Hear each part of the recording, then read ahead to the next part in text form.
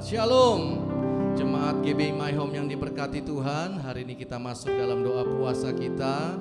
Saya percaya kita semua baik-baik aja, mengalami perlindungan Tuhan dan juga mengalami penyertaan Tuhan yang sempurna. Ada pemeliharaan Tuhan dan saat ini saya mengajak kita semua masuk ke dalam hadirat-Nya. Kita memuji Tuhan, kita memuliakan nama Tuhan, kita besarkan namanya di tempat ini. Dan sama-sama kita masuk dengan penuh kerendahan hatian dan penuh dengan kerinduan. Mari sebelum itu kita berdoa terlebih dahulu. Bapa, di dalam nama Yesus, kami bawa hidup kami bawa diri kami, seluruh keberadaan kami datang di hadapan tahta-Mu ya Tuhan. Kami ingin memuji nama-Mu, kami ingin membesarkan nama-Mu. Terpujilah Engkau ya Tuhan, berkati kami ya Tuhan. Hadirat-Mu ada pada waktu kami memuji Tuhan. Hadirat-Mu hadir menjamah setiap kami, sehingga kami mengalami pemulihan, sehingga kami mengalami kekuatan yang daripada Allah, dan kami mengalami kesembuhan yang ada di dalam nama Yesus. Terima kasih ya Tuhan. Kami bawa diri kami, hidup kami, sebagaimana kami ada ya Tuhan. Kami mau menyembah-Mu. Saya mengajak kita mengangkat pujian seperti rusa merindukan aliran sungai-Mu. Mari sama-sama katakan. Seperti rusa rindu sungai-Mu, jiwaku rindu Engkau. Kaulah Tuhan hasrat hatiku, ku rindu menyembah-Mu. Seperti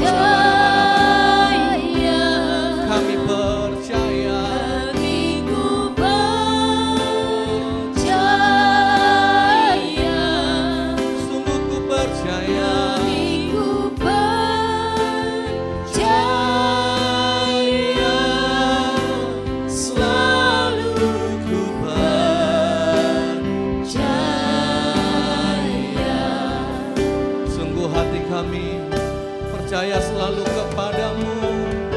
Hatiku percaya. Apapun yang terjadi pada hari-hari ini ya Tuhan, kami tetap percaya akan firman. Kami tetap percaya apa yang Engkau katakan. Kami percaya dan beriman akan firman-Mu ya Tuhan. Kami percaya.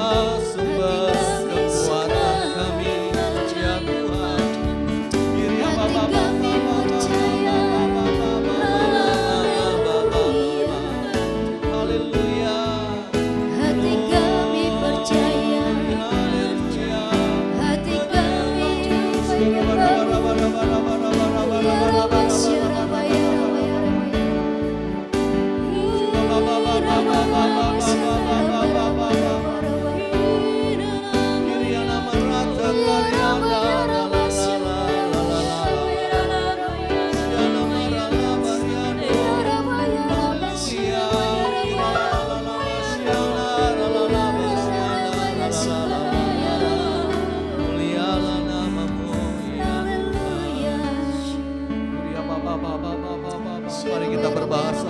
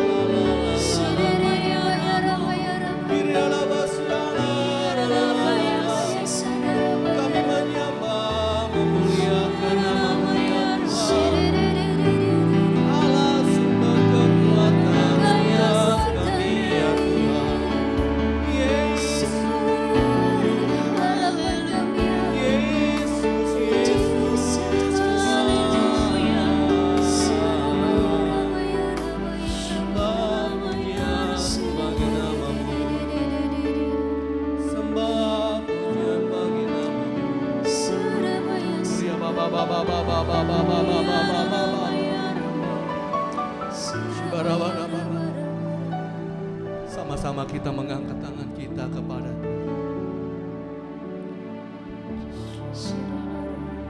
Ku tinggikan nama-Mu Yesus.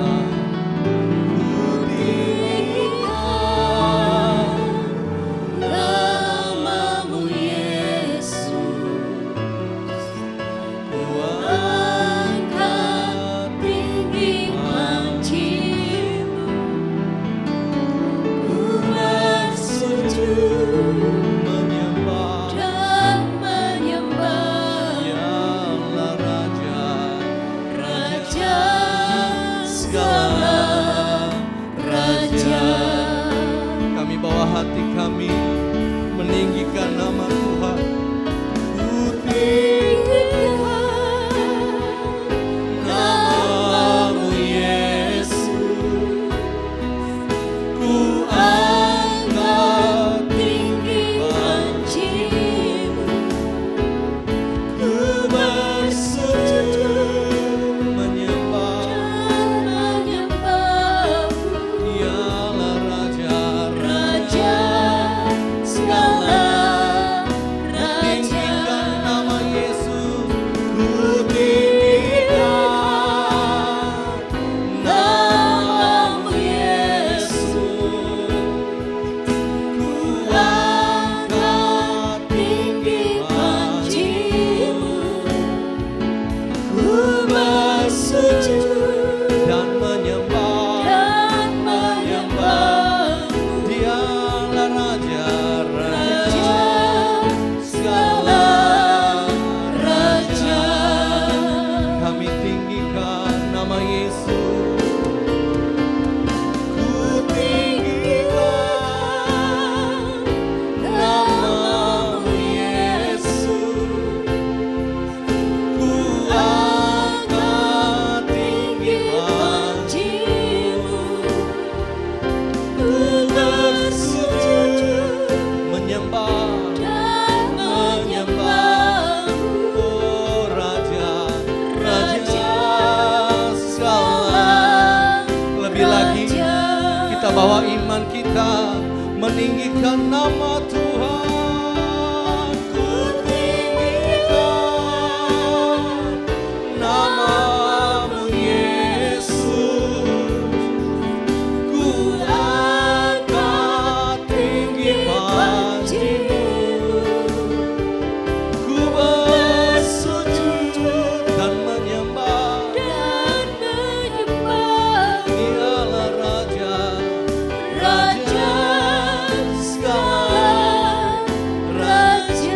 segala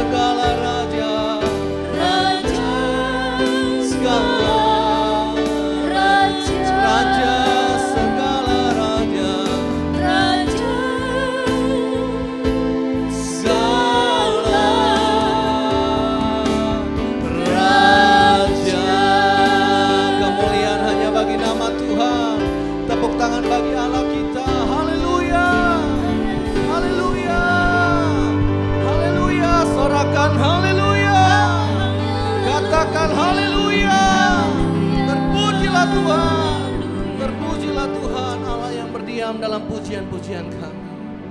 Terima kasih ya Tuhan. Kami kembalikan segala syukur kami buat pagi hari ini Tuhan. Tuhan berikan kami kesempatan untuk menikmati segala berkat anugerah-Mu sampai hari ini. Tuhan, di pagi hari ini kami menaikkan segala doa syafaat kami ke tangan pengasihan Tuhan. Terkhususnya Tuhan, hari ini kami berdoa buat bangsa kami Indonesia. Shalom Indonesia, Shalom Indonesia. Ya Rabakuria Batak Kayalabana Syandai. Diberkatilah bangsa kami Tuhan. Terjadilah pemulihan pertobatan bagi bangsa kami. Dimulai dari Sabang sampai Merauke. Kami percaya Tuhan, kuasa Tuhan nyata bagi bangsa kami Bapa. Terima kasih Bapa yang baik. Kami menopang buat pemerintahan kami Tuhan Pak Jokowi. Biarlah pengurapan Tuhan sempurna bagi hamba-Mu ini Tuhan. Biarlah kekuatan yang dari Tuhan, kesehatan yang dari ilahi terus menyertai hamba-Mu ini. Mampukan dia Tuhan. Roh kepemimpinan, otoritas ilahi ada bagi pribadinya saat ini Bapa. Engkau memberkati Tuhan sampai ke jajaran tertinggi, sampai ke jajaran terendahnya. Kami percaya Tuhan seluruh aparat keamanan, TNI Bapa, semuanya Tuhan Engkau pakai Bapa yang baik untuk bisa Tuhan memimpin bangsa kami, menjaga bangsa Indonesia supaya Indonesia Tuhan semakin aman Bapa, damai sejahtera sukacita menjadi milik bangsa kami Indonesia. Terima kasih Bapa yang baik. Kami terus menopang Tuhan buat seluruh pemimpin-pemimpin rohani kami. Dimulai dari hamba-Mu Pak Niko Tuhan, bahkan hamba-Mu Pak Johan, bahkan hamba-Mu Pak Irwan Bapak sebagai gembala sidang kami di tempat ini. Bahkan hamba-Mu Pak Anen Bapak yang baik. Di dalam nama Yesus Kristus, Engkau yang memberkati seluruh pemimpin-pemimpin kami ini Tuhan. Berkati pelayanan mereka, berkati seluruh keluarga besar mereka Tuhan, dimanapun mereka berada pada hari ini. Kami percaya Tuhan, perlindungan Tuhan sempurna, kesehatan, kekuatan dari Tuhan tetap menyertai seluruh pemimpin kami Tuhan. Pakai mereka Bapa menjadi kepala bukan menjadi ekor Tuhan, semakin naik bukan semakin turun, supaya visi misi Tuhan dalam pelayanan tergenapi Bapa yang baik. Terima kasih Tuhan, kami terus berdoa buat gereja-Mu Bapa, di cabang-cabang Tuhan, di ranting dimanapun Bapa yang ada di pulau-pulau Tuhan, sampai ke bangsa-bangsa Bapa. Tuhan, kesatuan hati terjadi bagi gereja-Mu Tuhan. Biarlah tuaian bagi generasi-generasi terjadi atas gereja Tuhan. Ini waktu-Mu Tuhan, supaya penuaian bagi jiwa-jiwa Bapa terjadi atas gereja-Mu Tuhan. Pakai gereja-Mu Bapa menjadi saluran berkat Tuhan bagi bangsa-bangsa Tuhan, untuk bisa terus memenangkan jiwa-jiwa. Terima kasih Bapa yang baik. Terkhususnya Tuhan di pagi hari ini kami berdoa buat seluruh umat-Mu Tuhan. Bapa dimanapun mereka berada, yang sakit Engkau sembuhkan Tuhan. Bapa berikan mereka kesehatan yang dari Tuhan, kekuatan yang dari Tuhan, supaya seluruh umat-Mu Tuhan terus di dalam lindungan naungan-Mu Bapa. Terpuji termulia nama-Mu Tuhan. Kami serahkan Bapa doa kami ini ke tangan pengasihan Tuhan. Bahkan sebentar Tuhan kami akan mendengarkan firman-Mu. Biarlah firman-Mu yang taburkan hamba-Mu Tuhan. Bahkan setiap kami yang mendengarkan Bapa digenapi Tuhan, diubahkan hidup kami. Karena kami tahu Tuhan firman-Mu yang sanggup mengubahkan seluruh paradigma hamba-hamba-Mu Tuhan. Bahkan seluruh jemaat-Mu Bapa. Terpuji termulia nama-Mu. Hanya di dalam nama Yesus Kristus kami berdoa dan mengucap syukur. Haleluya. Amin. Shalom Bapak Ibu Saudara yang dikasihi dalam nama Tuhan Yesus. Hari ini kita kembali lagi di dalam doa puasa, dalam situasi kondisi yang masih saja kita dengar begitu banyak masalah dan tantangan yang harus dihadapi saudara. Sehingga gereja pun harus mulai mempersiapkan diri untuk bisa menjadi saksi bagi banyak orang lewat live streaming atau firman Tuhan ibadah lewat online. Nah Bapak Ibu Saudara, hari ini di hari Sabtu doa puasa ini saya akan membagikan satu firman Tuhan berbicara tentang dipilih dan ditetapkan. Tapi sebelum kita jauh melangkah, kita akan berdoa terlebih dahulu. Terima kasih Tuhan Yesus, kami bersyukur untuk segala kebaikan-Mu, untuk kasih-Mu. Kalau kami ada sampai hari ini Tuhan, itu semua karena pemeliharaan-Mu atas kami sempurna. Biarlah kuasa darah Yesus selalu menutup bungkus kami Tuhan, menjauhkan kami dari segala sakit penyakit, bahkan dari segala malapetaka. Kami percaya bersama dengan Engkau, kami dipelihara di dalam kebaikan Tuhan. Kami akan mendengarkan firman-Mu. Urapi setiap kami, penuhi kami dengan roh hikmat dan wahyu. Jadikan mata hati kami terang untuk kami bisa mengenal Engkau dengan benar, sehingga hidup kami akan dipakai oleh Tuhan dengan cara-Mu yang ajaib. Terima kasih Tuhan Yesus. Terima kasih Bapa. Kami siap mendengar firman Tuhan. Hanya di dalam nama Yesus kami sudah berdoa. Haleluya. Amin. Salam Bapak Ibu Saudara yang kasih dalam nama Tuhan. Tema saya pada pagi hari ini itu saya kasih judul adalah dipilih dan ditetapkan saudara. Karena ternyata saudaraku bahwa banyak orang yang dipanggil tapi sedikit yang dipilih. Banyak orang yang dipilih tapi sedikit yang ditetapkan. Sedikit yang setia saudara. Matius pasal yang ke-22 ayat yang ke-14 firman Tuhan yang akan kita baca hari ini. Matius pasal yang ke-22 ayat 14 dikatakan demikian, sebab banyak yang dipanggil tetapi sedikit yang dipilih. Firman Tuhan dengan tegas mengatakan banyak orang yang dipanggil, saudara, ya, tapi sedikit yang dipilih oleh Tuhan. Bahkan sedikit lagi yang setia. Nah, Bapak Ibu Saudara yang dikasih dalam nama Tuhan, saya rindu lewat firman yang saya akan sampaikan hari ini untuk memberikan sebuah pengertian supaya kehidupan yang kita hidup, yang kita jalani ini, hendaklah kita dipenuhi dengan kebijaksanaan sehingga panggilan dan pilihan kita di dalam Kristus itu akan mengarahkan kita kepada kekekalan bersama dengan Yesus di dalam surga. Bahkan di saat kita menjalani kehidupan kita ini, maka kita sedang dituntun dan dipimpin oleh Tuhan untuk kita bisa menggenapkan setiap firman Tuhan. Nah, mari kita mulai merenungkan beberapa firman Tuhan. Beberapa kasus di dalam Alkitab yang kita jumpai, saudara. Di dalam Markus pasal yang ketiga, ya, kita akan buka di dalam Markus pasal yang ketiga. Kita mulai melihat dari ayat yang ke-14, saudara. Ya, Markus pasal yang ketiga, mulai dari ayat yang ke-14, itu berbicara tentang Yesus memanggil ke-12 murid, ke-12 rasul, saudara. Di ayat yang ke-14, dikatakan demikian, saudara. Ia menetapkan 12 orang untuk menyertai dia dan untuk diutusnya. Kita melihat di sini. Yang pertama, saudara, dari renungan firman Tuhan ini, ia menetapkan 12 orang untuk menyertai dia. Di ayat, kita lihat ayat yang ke-20, yang ke-16, saudara. Di ayat yang ke-16 dari Markus pasal yang ketiga, dikatakan ke-12 orang yang ditetapkannya itu, diantaranya adalah, salah satunya adalah Yudas Iskariot.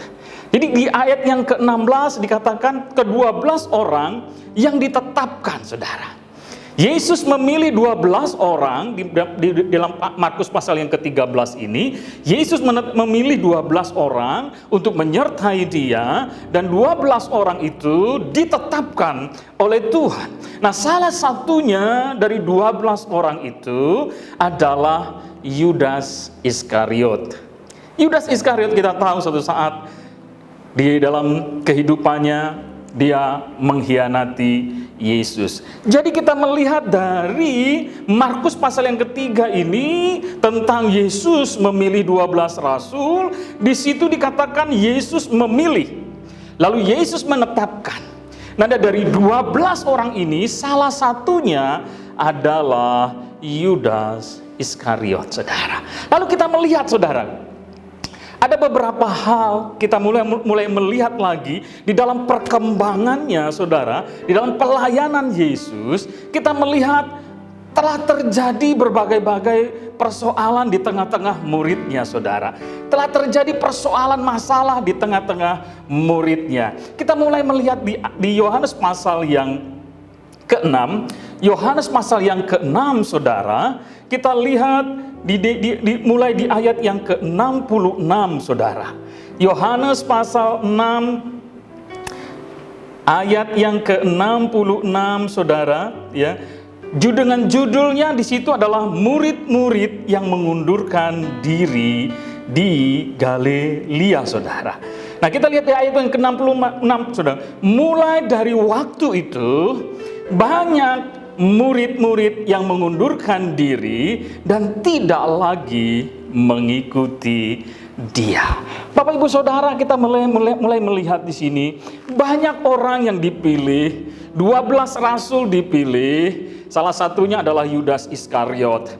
Di dalam Yohanes pasal yang ke-6 ini, Yesus mulai melakukan pelayanan yang begitu luar biasa. Banyak murid-murid datang mengikuti Yesus, saudara. Tetapi saudaraku, kita melihat di ayat yang ke-66 dikatakan mulai dari waktu itu banyak murid-murid yang mengundurkan diri dan tidak mengikuti Yesus. Di ayat yang ke-67 dikatakan, maka kata Yesus kepada 12 muridnya, apakah kamu tidak mau pergi juga, saudara?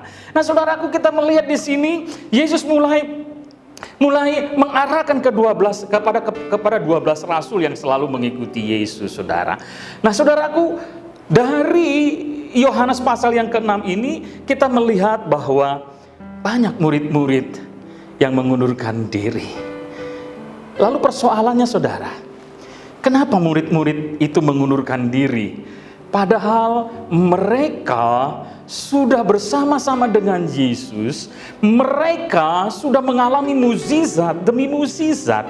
Tetapi kenapa, saudara, tiba-tiba mereka mau mengundurkan diri? Ada apa, saudara? Apa yang sedang terjadi, saudara? Nah, coba kita renungkan. Kita sudah mengikuti Yesus berapa lama? Kita sudah mengalami kebaikan Tuhan itu berapa banyak, saudara? Tetapi di tengah-tengah ada persoalan, tiba-tiba kita mulai ingin mengundurkan diri, saudara. Kita mulai ingin melepaskan diri dari Yesus. Nah, kita mulai melihat kenapa murid-murid itu mengundurkan diri, saudara. Di dalam Yohanes pasal yang ke-6 tadi, saudara, di ayat atasnya, saudara, kita lihat di ayat yang ke-59. Dikatakan demikian, semua ini dikatakan Yesus di Kapernaum ketika ia mengajar di rumah ibadat. Ayat 60 dikatakan, sesudah mendengar semuanya itu, banyak dari murid-murid Yesus yang berkata, perkataan ini keras, siapakah yang sanggup untuk mendengarnya, saudara? Hal yang pertama, saudara, kenapa murid-murid Yesus itu mulai mengundurkan diri? Yang pertama adalah karena mereka tidak bisa menerima pengajaran firman Tuhan yang keras. Mereka masih menjadi bayi rohani. Mereka belum bertumbuh menjadi dewasa di dalam iman.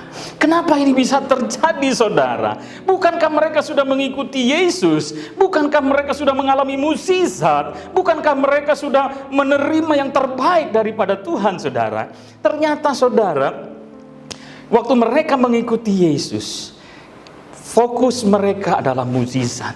Fokus mereka adalah keajaiban. Fokus mereka adalah sesuatu yang besar, saudara.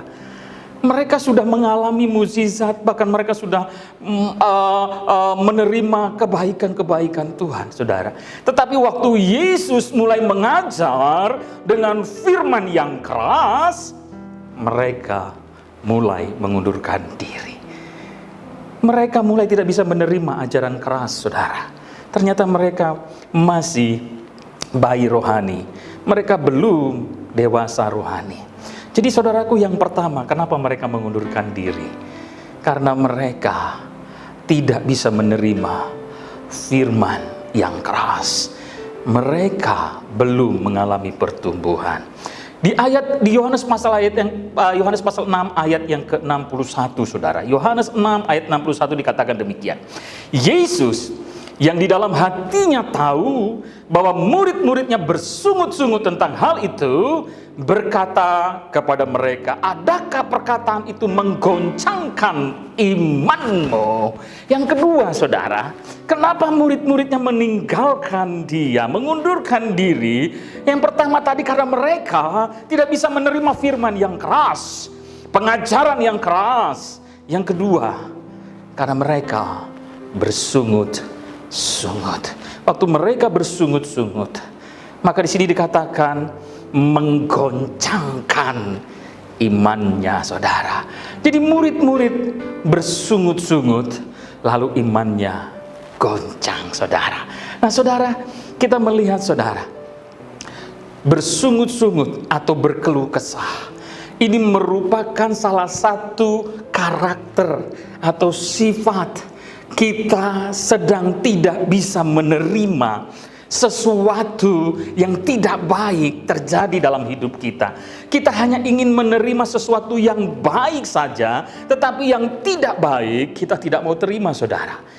Akibatnya waktu yang tidak baik terjadi dalam hidup kita, maka kita mulai bersungut-sungut, mulai berkeluh kesah, mulai kita menyalahkan Tuhan, kita mulai bertanya di mana kasih Tuhan dan lain sebagainya. Kenapa aku mengalami persoalan? Kenapa aku mengalami masalah? Kenapa aku mengalami situasi yang tidak mengenakan? Di mana Tuhan?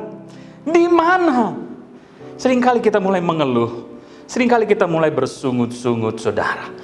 Jadi hal yang kedua, saudara, kenapa banyak murid-murid yang mengundurkan diri? Karena mereka bersungut-sungut, tidak mau menerima keadaan dengan ucapan syukur. Yang ketiga, saudara, kenapa murid-muridnya mengundurkan diri, saudara?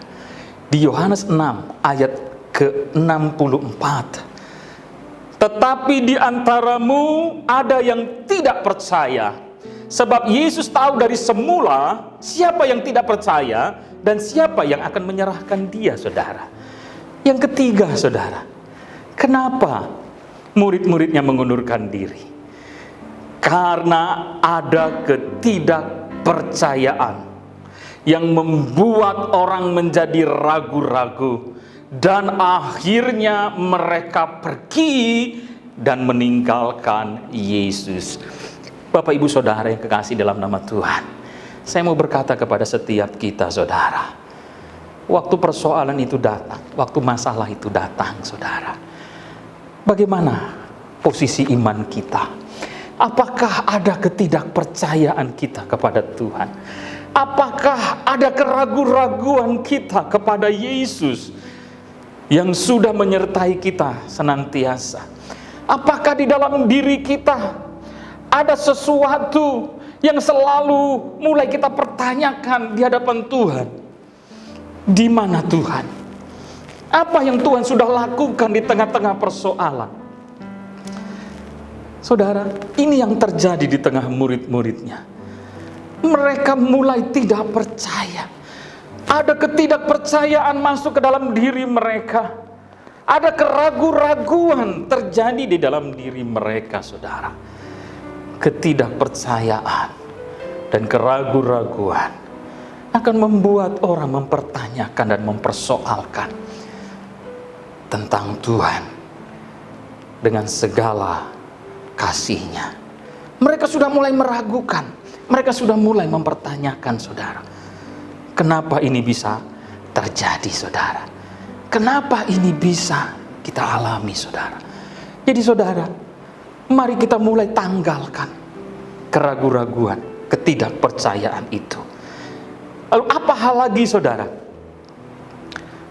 yang membuat murid-muridnya itu mengundurkan diri? Di dalam Matius pasal yang ke-10, saudara, ayat yang ke-4, dikatakan demikian, Simon orang Zelot dan Yudas Iskariot yang mengkhianati dia.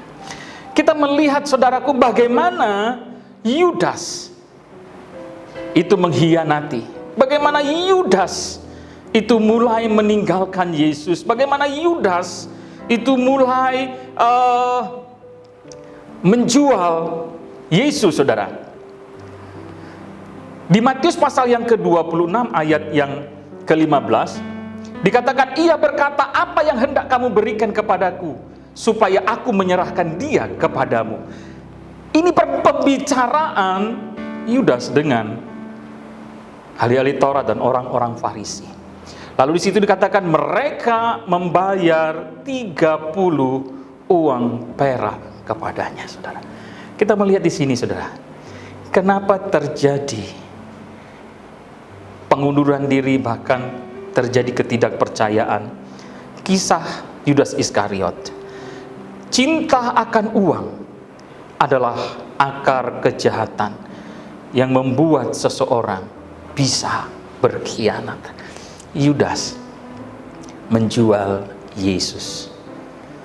Yudas mulai tidak setia kepada Tuhan, sehingga mengakibatkan Yudas berkhianat.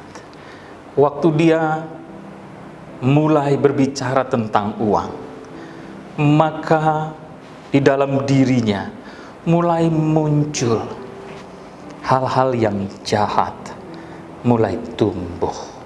Sehingga dengan membayar 30 uang perak, Yudas menjual Yesus. Yudas sudah mulai berkhianat kepada Yesus, saudara. Nah, saudara, kita melihat bahwa ketidakpercayaan, keraguan-raguan, keluh kesah, bahkan cinta akan uang yang akan mengakibatkan setiap kita menjauh daripada Tuhan. Bahkan lebih daripada itu, kita akan menolak Yesus. Saudara, di dalam Yohanes pasal ke-15 ayat 16 dikatakan demikian. Bukan kamu yang memilih aku, tetapi akulah yang memilih kamu, supaya kamu pergi.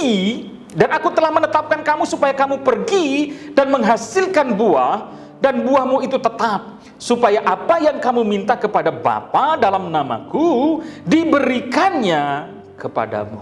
Bapak, Ibu, Saudara, waktu kita menyadari bahwa kalau Tuhan sudah memilih kita, Tuhan yang akan menetapkan kita. Dan waktu Tuhan menetapkan kita, Dia akan menyertai kita.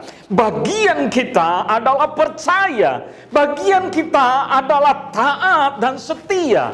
Bagian kita adalah selalu mengikut Yesus sesuai dengan firman Allah. Waktu kita melakukan bagian kita, maka Tuhan Yesus akan mengarahkan kita untuk kita bisa melakukan kehendak Bapa, dan hidup kita akan menghasilkan buah. Jadi saudara, waktu Tuhan yang memilih, Tuhan yang menetapkan, lalu kita menghasilkan buah, dan apa yang kita hasilkan di dalam Allah, maka itu akan konsisten, itu akan terus menerus. Jadi saudara, jangan engkau tidak percaya, jangan engkau ragu, jangan engkau bimbang. Percayalah kepada Tuhan, maka Tuhan akan bertindak. Demikian firman Tuhan. Mari kita tundukkan kepala kita, saudara. Kita berdoa. Tuhan Yesus, kami bersyukur Tuhan, kalau kami sampai saat ini ada Tuhan, itu semua karena kasih-Mu, itu semua karena anugerah-Mu. Ajar kami Tuhan untuk kami tetap setia. Ajar kami untuk kami tetap mengucap syukur Tuhan. Ajar kami untuk kami tetap percaya kepadamu, supaya kasih karunia Allah itu berlimpah-limpah dalam hidup kami. Tuhan, kami berdoa Engkau tolong setiap umat-Mu di tengah-tengah situasi yang tidak menentu ini. Jangan ada keraguan-raguan di tengah-tengah mereka. Biarlah mereka tetap percaya kepada Tuhan, dan mereka tetap mengandalkan dan berharap hanya kepada Tuhan, sehingga Tuhan akan hadir di dalam hidup mereka, dan Tuhan akan melakukan perkara yang besar. Tuhan, tolong umat-Mu. Tuhan, tolong mereka yang berseru memanggil nama-Mu. Berkati mereka Tuhan Yesus. Terima kasih Bapa. Kami percaya pertolongan-Mu sempurna. Kami serahkan semua ini ke dalam tangan-Mu. Hanya di dalam nama Yesus kami sudah berdoa. Haleluya. Amin. Bapak, Ibu, Saudara yang dikasihi Tuhan Yesus, dimanapun engkau berada, yakin dan percayalah bahwa Tuhan Yesus selalu menyertai engkau.